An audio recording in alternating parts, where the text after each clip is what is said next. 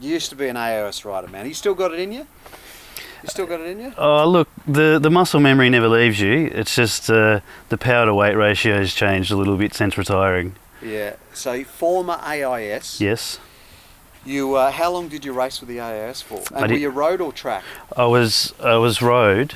I was road and track up until the finish of my junior career, and then went into the AIS road program from under 19s, and then progressed through to doing 6 seasons in Europe, 5 of which was with the AIS, and then 1 season with an Italian team, Bici Team Sendona. Okay. So you race with some big names. Rattle off some names that you used to race with. Oh, some of the guys in my team when I was with the AIS were Alan Davis, Simon Gerrans, Graham Brown, Michael Rogers, Nathan O'Neill. These are all, that was probably my first sort of season there. Baden Cook, he's one of the other guys. Went on to win the green jersey in the Tour de France. Basically everyone that was in the team that I was in has gone through to you win world championships, Olympic medals, and so on. Yeah, okay. So, you're still mates with all this crew? Yeah, absolutely. We're kind of got a bit of banter between us all. That's the program we went through and how brutal it was, and we reminisce about the tough days on the bike. And we still keep in touch, and even today I drove back from the Mornington Peninsula through some of the very hard roads that we used to train on, and posted one particular thing on Facebook, and Bonio Road, and it was one of the most brutal roads that we used to ride down. It's on the Mornington Peninsula in Victoria, and within minutes of posting it on Facebook, I've had 25 people like and comment on it, and every single one of them's ex-world champion, ex-AIS athlete. And the first comment from Peter Dawson was, "My knees hurt just looking at that sign." So yeah. It's good to be in that little club, to be part of that sort of elite group of cyclists. Yeah. Is a pretty cool thing. And it's one of those things that we all went through a really tough part of our lives with the training and the racing we're doing, competing in Europe. In the era that was a very difficult time for cycling, with us all racing clean against potentially others that possibly weren't, and we sacrificed our whole lives. However, I wouldn't take back one day of my life over there. You couldn't buy the experience of moving to Europe as a 18-year-old, living your dream and travelling through Europe, and getting paid a little bit to do it. Not a lot, but just a little bit. Yeah. What are you doing these days? So I'm working at Hornsby BMW. Since we caught up last time, my whole world has been tipped upside down. I packed my bags, moved to Sydney, opened up a brand new BMW dealership at the start of this year, and the only reason that I've got a day off is because it was my mate's wedding yesterday, so I've managed to get a weekend off to come down. Otherwise I'd still be up there getting the team organised and up and working. But it's an excellent adventure for me, and really looking forward to getting stuck into growing that dealership up in Hornsby BMW. Yep. So my first season in Europe was 1999, which is the year that I rode the World Championships in Verona in Italy, which that year was won by Damiano Cunego. 3 weeks before the World Titles, I came second in a race and he came fourth in the race, and that was a World Cup. And then we arrived at the World Championships and he beat me by 15 minutes. So that must be soul destroying. It was, and I used to have my good days, I used to have my bad days, and on my good days I could compete with the likes of Jaroslav Popovic, Gusev, these guys that have gone on to, podium in the Tour de France and win, major classics. Enrico Gasparotto, he's won Amstel Gold multiple occasions, ex-teammate. I was on a panaqua, as they say. Right, a panaqua, what's that? Bread and water. Bread and water. That was the crux of it. Your era Yes. was the crux of the drug cheese. Yes. Between 99 and, or the mid-90s through to now. Through to now. There was a team raided last week in Italy, full-blown doping program, and busted with all the products that were necessary to win bike races, and they're still doing it today at a under 23 level. What percentage of the pro peloton do you think is still doing drugs? I think that predominantly they're clean, but I think there's a large percentage that are just pushing the boundaries. So I believe that you can win a Tour de France clean these days, whereas in 1999 to 2007, 2008, that you wouldn't even finish it clean. That's the difference. What do you think about Froome getting done with this some beautiful Look, it'd be wrong for me to comment because I don't know the ins and outs of the whole results and things like that.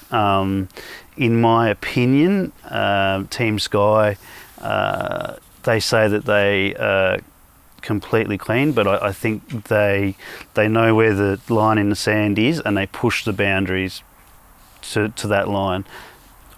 I don't know how he's ended up with the amount of the particular substance that he had in his system, and he's currently going through the courts to work that out. But if there was one person that everyone wanted to believe was clean, it's Froome, because it gives faith back into the sport, and we don't want to continue down the path that we went down with the Armstrong era. What do you think Armstrong did for cycling? Armstrong built cycling from a European sport to a global sport and took it to America. I mean, Greg LeMond won 3 Tour de France's in the 80s and 1990, but Lance really brought that sort of megastar approach to cycling. So even though now everyone has an opinion of their own on Armstrong, for what he did for cycling, especially even Tour Down Under, the attraction that he got when Armstrong came back to ride Tour Down Under, the figures in South Australia will amaze you. But that was the era. Armstrong didn't create the beast. He just did it better than everyone else when that's what he had to do. And once you make that decision, he did it, and he's the personality that if he's going to do something, he does it to the nth degree. He still had to be the one out there riding his bike, training, 8 hours a day. Not just because he took what he took doesn't mean that he didn't sit back on the couch relaxing because he knew that he had the substance. He still trained harder than everyone else. So I think, and he wasn't the only one doing it. He just did it better than everyone else. Yeah, it's not just cycling; it's sport in general. I don't know if the viewers or yourself have seen the full documentary on Netflix, Icarus, with the Russian doping scandal. It's every athlete in every sport that are doing it. But it's cycling that's taken the hit first up.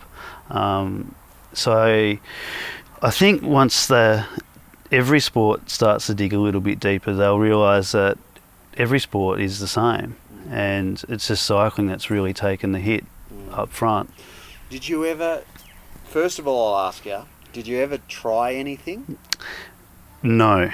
Did you have temptation to, and was there opportunities to? So I was never presented with the opportunity to.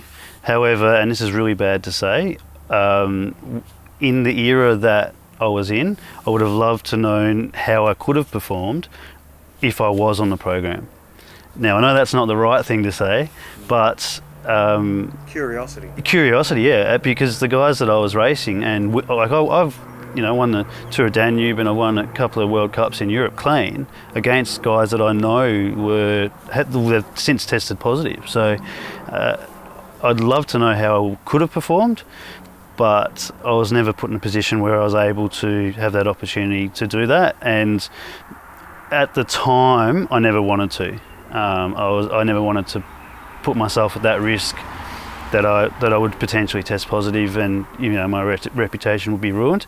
But in retrospect, looking back, it would be interesting to know, because of the testing results that I had in the lab, compared to the guys that are winning stages of the tour, my results were, if not on par, better.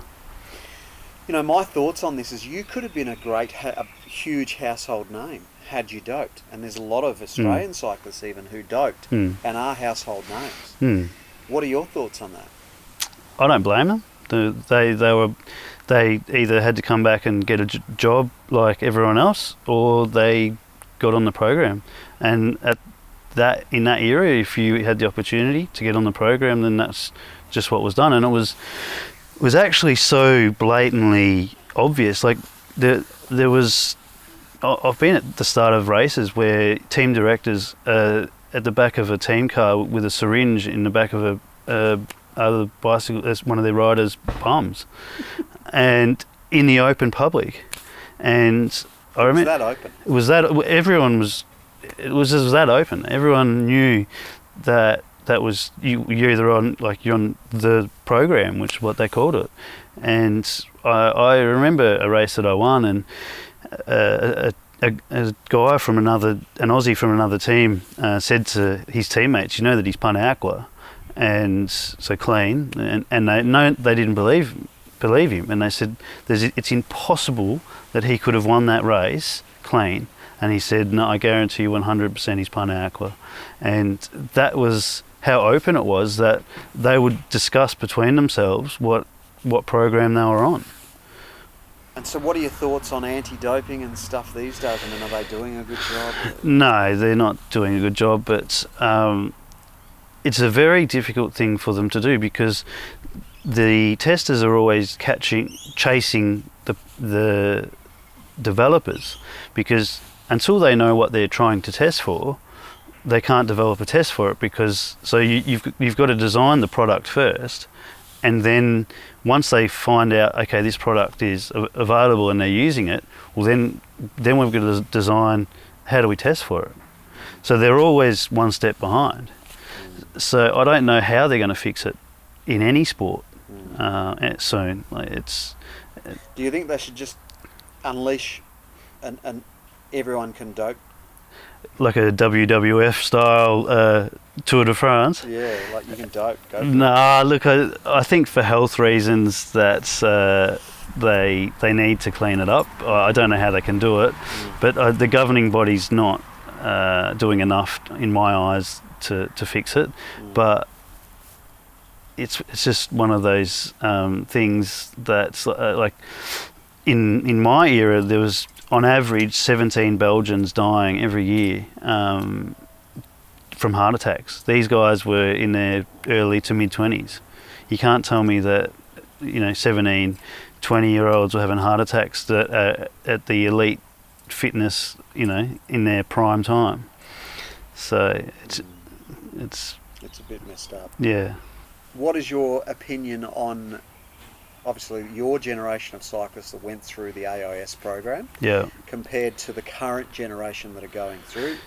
And on top of that, is cycling as popular, and is it as easier or is it harder to get into being a professional cyclist through the Australian Channel? So I actually have had one particular professional I was chatting with 2 weeks ago, and he said to me that our generation were robbed of being professionals, purely for the fact that we were all clean, and there was a minority that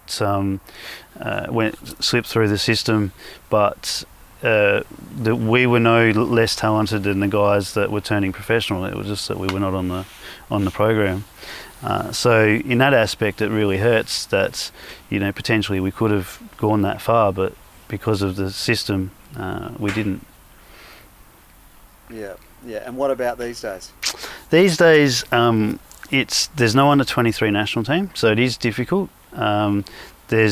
There's one guy's got an Italian team this year, Callum Pearce, who's just arrived in Italy riding for Maltinti.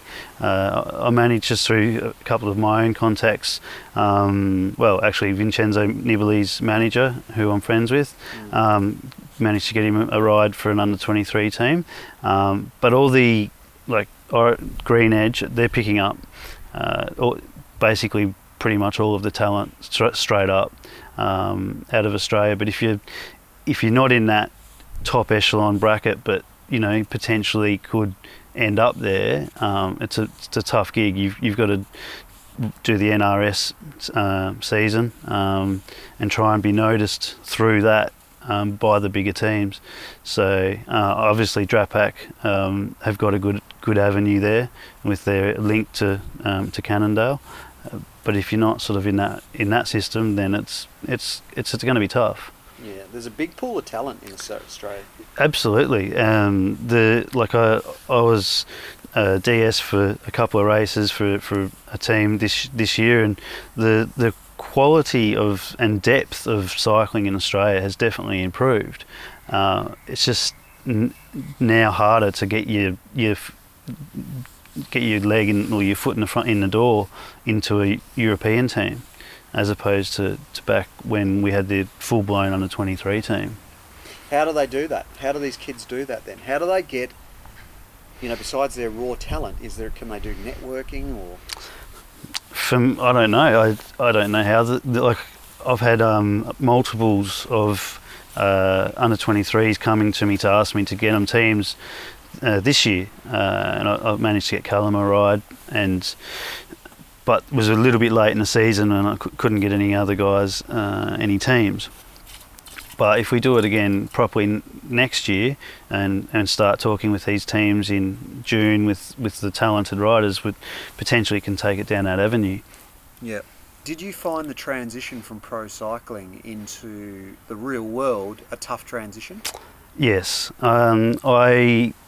I struggled with the difference in lifestyle. I miss the travelling. I miss living with the team, having the boys around you all the time. However, on the flip side, when I retired, the first thing I went in and did was I bought a coffee shop.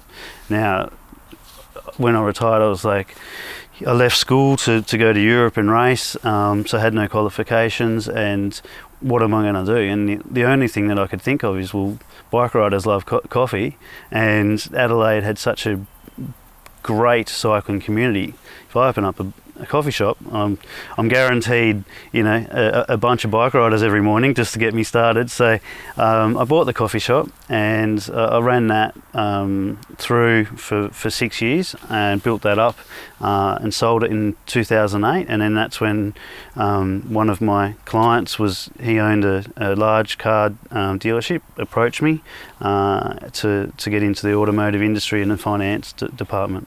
Yep. So out of pure luck, ended up in a corporate career that not too many ex-professionals or ex-AIS riders sort of get the opportunity to do.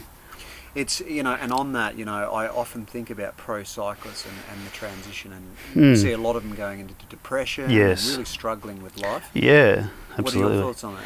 Well, I can understand why. You're over in Europe and spoon-fed everything, and whether you're riding with the institute earning no money, but you're still getting everything looked after and paid for you, and you 6 months down the track on every particular day what you're going to be doing, and you come back and there's no structure in your life. You've got to create that for yourself, and that's when these guys have come up with the depression. And we've spoken in the last vlog about Big Steve and his battles, and there's been a few other ex-AIS athletes that have really struggled since then.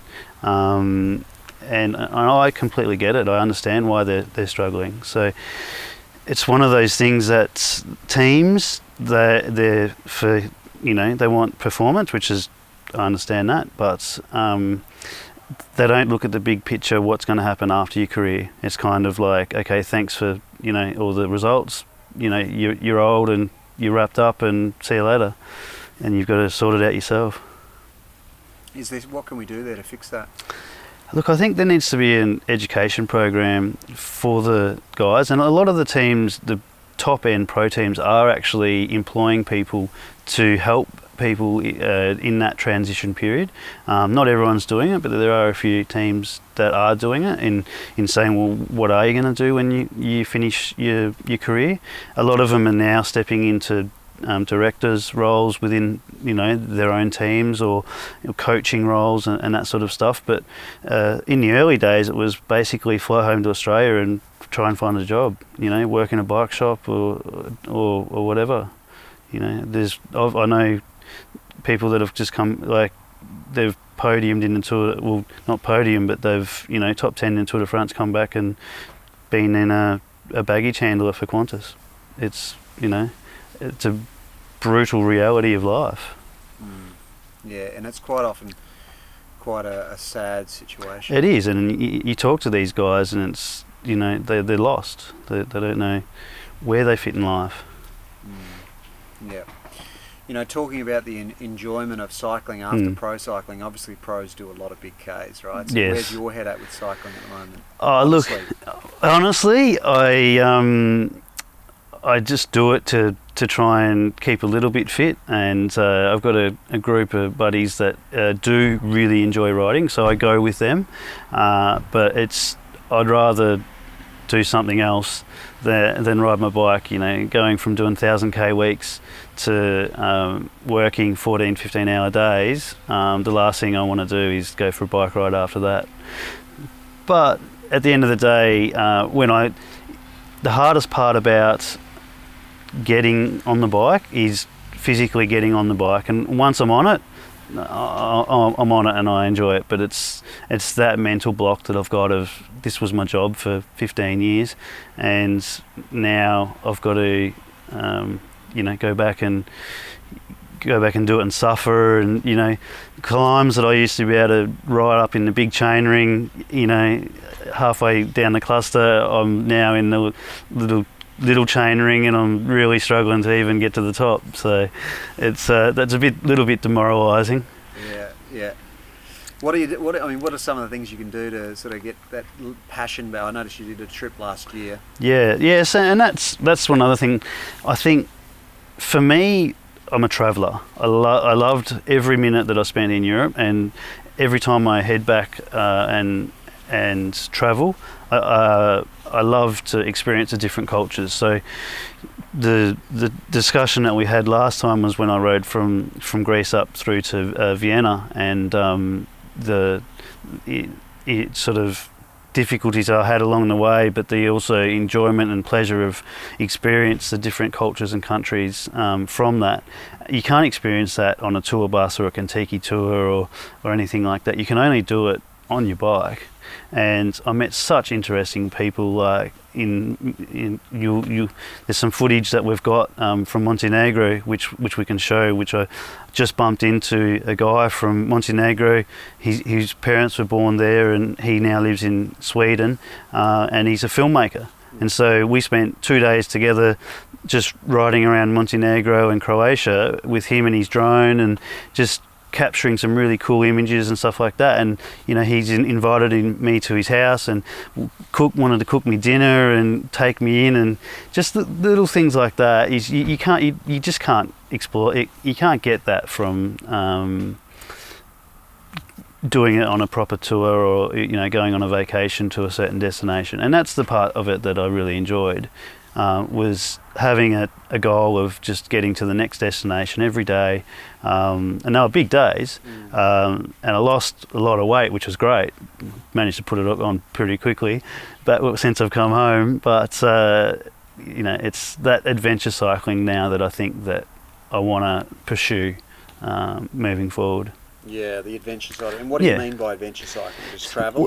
So even local? Yeah, locally, I'm still exploring Sydney at the moment, and everything that's Sydney's got to offer with cycling, and not a lot of people rate Sydney as a cycling city, but the northern beaches and northern shore is some of the most beautiful riding that you could possibly do, and there's no traffic up in the national park and so on, and so part of being in Sydney is exploring those roads, and there's roads that I haven't got to yet that my buddies have recommended to me, so I'll initially start with that, but there's also a ride in the Himalayas where you have to do it on a mountain bike. You can't do it on a road bike, but you do the 5 highest peaks in the world, and that's on the list. So I don't see me having time to be able to do it this season or this year, but I think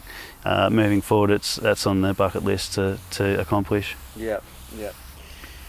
Just jumping back to professional cycling, do you still follow professional cycling? I watch every single race. So you love it? I love it, yeah, I love it. Who was your favourite coach? Who do you think was the best coach in the last 20 years? 100%, without a doubt, David Sanders would be the number one coach in Australia, full stop, period. Why is that? Just his ability to motivate and push his athletes to as far as they could go, but know when to rest them, and his knowledge of how a race is going to evolve. And he would sit you down and he would say, this is how the race is going to happen. This is what you need to do. This is where you need to be, and this is what we're going to do. And what he said is exactly how the race played out. And going back to the earlier comment of some of the brutal training days that we had, Bonio Road, which is probably one of the toughest roads that we used to train on, his saying was that it doesn't count unless it's raining. So we'd wake up in the morning, we'd pull the blinds back, and it's blowing a gale in Melbourne, it's pouring rain, and he'd be like, today's going to count, boys, because it's raining. And we'd go down the Mornington Peninsula and we'd do our efforts up Arthur's Seat, and then we'd go down Bonio Road and we'd sit at the Sorrento Bakery, and we'd have 100 and something plus Ks in our legs already, and we'd contemplate life. We'd be shivering in the little cafe down in Sorrento, eating as many muffins and jam sandwiches and every cans of Coke that we could possibly get into us, wondering how we're going to even get home. And then Dave, all right, boys, let's back on the bike, and he'd motor pace us back into the city, and then we'd all get home absolutely shattered, and we'd do that 3-4 days a week, and then we'd have a couple of different interval days and stuff like that. But I never raced as good with any other coach that I had as I did with Dave Sanders. Didn't Dave is such a good coach that Gero apparently... Yeah, so Gero last year had a pretty horrendous crash and was pretty flat, pretty down, and so he flew Davo over to Andorra to get his head right, to get his form back, and he there's a photo which I'll try and find for you. It's they're out motor pacing in the snow, and it's just, that's Davo. Like, Davo will go out in the snow on the motorbike and motor pace you for 7 hours to get your form back, so that Gero could come back and ride the races that he did, and it turned his season back around. Unbelievable. That's how good he is. So a lot of motor pacing. A lot of motor pacing, a lot of efforts, and specific efforts, like specific to where each individual needed to improve in their own development as a cyclist. And he's brought juniors through from, I started working with him from when I was 16 years old right through till the end, and he got the most out of me. I remember racing races like I won the Tour of Canberra as a 19-year-old, and stages of the Tour of Bright and stuff like that, and was top 10 in the back then there was no under 23 national championships. It was all, once you turned open you rode the pros, and I ran top 10 in the national championships as a 19-year-old, in front of guys that have now won green jerseys in the Tour de France and stuff like that. But that was purely because of the preparation that Davo did with me. Did he get you to do long endurance rides and stuff? We did massive Ks, massive Ks, massive intervals, but knew when to rest us and knew when we needed to peak. And when we peaked, we were jumping out of our skins. Like you couldn't hurt yourself. You like today when I was coming back from this wedding, I actually drove down Arthur's Seat in Melbourne and just looking at it and thinking, back in the day I used to big chain ring the top half of this climb. Now I don't even think I could get up it. It's just a different world these days. Who else was a big influence in Australian cycling for you back in the day? Well, when I first arrived in Italy, it was Shane Bannon was the director, and he's still the director of Green Edge now. He was who we all reported into. But as far as people that I looked up to, was Greg LeMond was my childhood hero. He when I was in primary school, I'd pretend that I was sick so that I could stay home and watch the Tour de France on the VHS videos that had been posted out. So they'd be posted out in July from a friend that would tape them in France, and it'd take 6 to 8 weeks to get to Australia. And so I'd be watching the Tour de France in October, and I'd have to have a week off school because I was really sick. And that was my passion from when I was just a little kid. Is watching the Tour de France and watching Greg LeMond race. Yeah. Is there anyone else in Australian cycling, like Charlie Walsh? I mean, is there any big names of Australian cycling? Not Greg LeMond, Phil Anderson. Charlie was before my era, and Charlie was predominantly track. Yeah. So I've never had anything to do with Charlie. Australian heroes, obviously, you've got your Pat Yonkers of the world and those sorts of guys, which were, like you said, Phil Anderson, and Neil Stevens. When Phil Anderson and Neil Stevens won a stage of the Tour de France, there was only 3 to 5 professionals in Europe at that stage that were Australian, and it was huge for them to win a stage of the Tour de France, let alone be in the running for a jersey or anything like that. So it was those kind of guys that were the inspiration when I was a child growing up, that you would look up to and say that's who I want to be one day. In terms of raw talent and just brilliant bike riders, yep. Out of all the guys you've met, obviously there's Baden Cook, who was the best raw talent? The best raw talent was probably Brett Lancaster, who ended up riding for Green Edge and Team Sky. For me, he's got just the biggest engine that I've seen. The guy was a monster in a time trial or a flat race or anything like that. Just as brutal raw talent. Yeah, but why isn't he the big name of Australian cycling? I can't tell you. I don't know.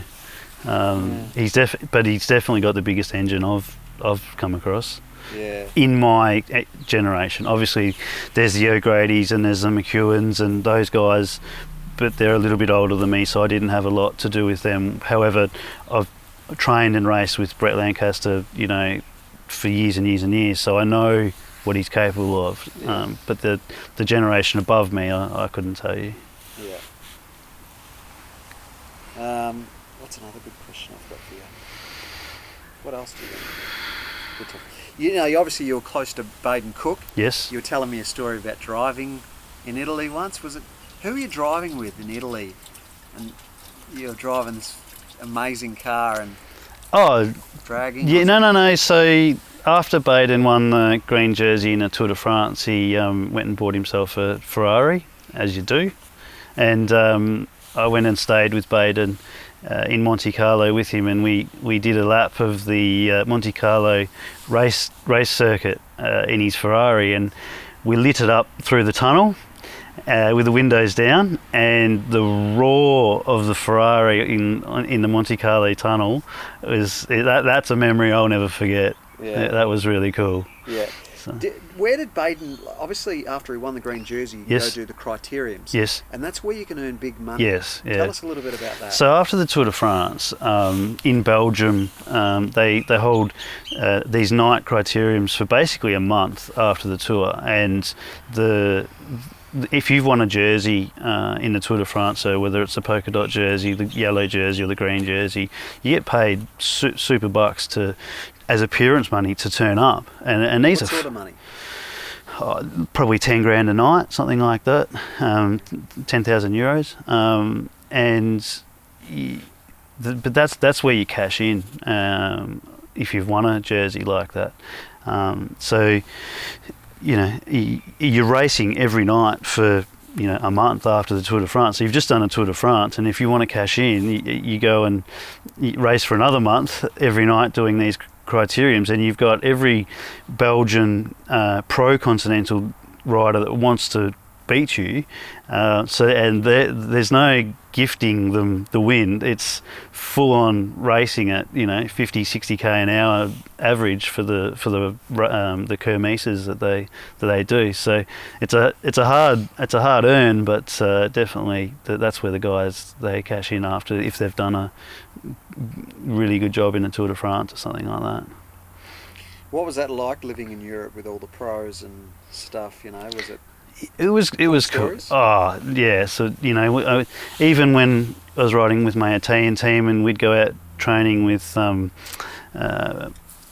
Popovic, or we'd go out training with Pozzovivo and those guys, it was kind of a bit of an honour. And I remember one day, I can't remember to the life of me, I can't remember his name, but the world cyclocross champion lived in the next village from us, and we were doing efforts up a particular climb with Gasparotto and him and the rest of our team, and he at that stage held the record up this climb. Let's call it a 6k climb at 12%, and I'd just landed from Australia, so I'd obviously been racing and had come with pretty good form, and he come out with us one day, and I matched him. I didn't beat him, I matched him up this climb, and he was in disbelief because no one had ever done it. No one had ever matched him up that climb ever. So training with those guys was a super cool experience, because it's like if you break it down to AFL, it's like you get to go and you go training with your favourite AFL player. How often can you do that?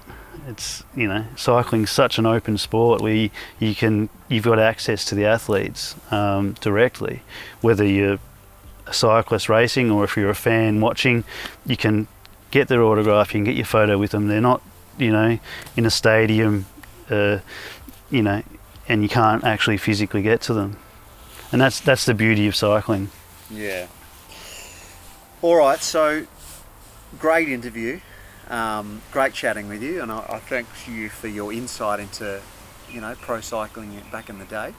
If there was one person you could hand the Cycling Maven interview baton onto, who would you like to see be interviewed from Australia on the channel next? Oh, look, I think David Sanders would definitely have more insight into cycling than me. So if Davo, you're out there and you've seen this, or you want to chat with Cycling Maven, I think that's the next baton that I'd pass on, because he is the master of coaching in cycling in Australia. Thanks for coming on, brother. Thanks for having me back.